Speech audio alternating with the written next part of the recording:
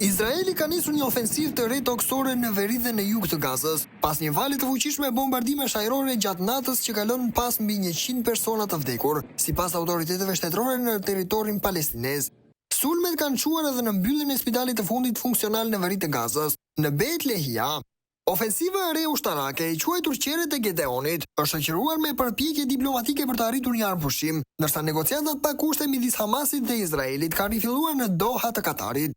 Izraeli ka shprehur gatishmërinë për të përfunduar luftën vetëm nëse Hamasi dorëzohet, gjë që konsiderohet e pamundur nga shumë analistë. Nga ana tjetër, një zyrtar i lartë i Hamasit ka deklaruar se grupi është gati të lirojë 7 deri në 9 pengje izraelite në këmbim të një armpushimi 60 ditor dhe lirimit të 300 të burgosurve palestinez. Ofensiva izraelite po vjen me një kosto të lartë për civilët, më shumë se 300 persona janë vrarë dhe mbi 1000 janë plagosur nga entja, sipas Ministrisë Palestineze të Shëndetësisë. Familje të tëra janë shuar në gjumë, përfshirë një foshnje, 2 motrat e tij të vogla dhe prindrit në kampin e të zhvendosurve në Al-Mawasi.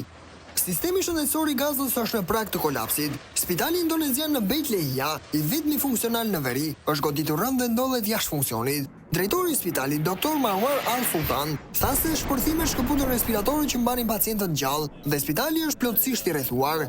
Spitali Al-Awad gjithashtu është dëmtuar rënd, duke mbetur pa oksigjen, energji elektrike dhe ujë. Të gjithë spitalet publike në veri të Gazës janë gjithashtu jashtë funksionit, sipas Ministrisë së Shëndetësisë. OKB paralajmëroi se më shumë se 2.1 milion njerëz dhe gjithë popullsia e Gazës rrezikon urinë për shkak të bllokimeve dhe zhvendosjeve masive që kanë zgjatur për më shumë se 19 muaj.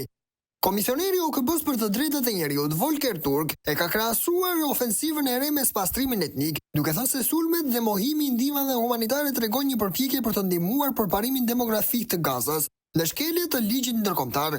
Numri i viktimave nga 7 tetori 2023 ka shkuar në mbi 53.000, shumica gra dhe fëmijë, sipas Ministrisë Palestineze të Shëndetësisë.